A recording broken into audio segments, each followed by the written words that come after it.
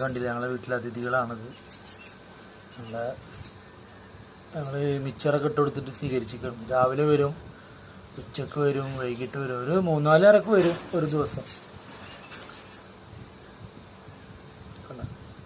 ഇത് കിട്ടുമെന്ന് വിചാരിച്ചിട്ടാണ് കൊണ്ട് വരുന്നത്.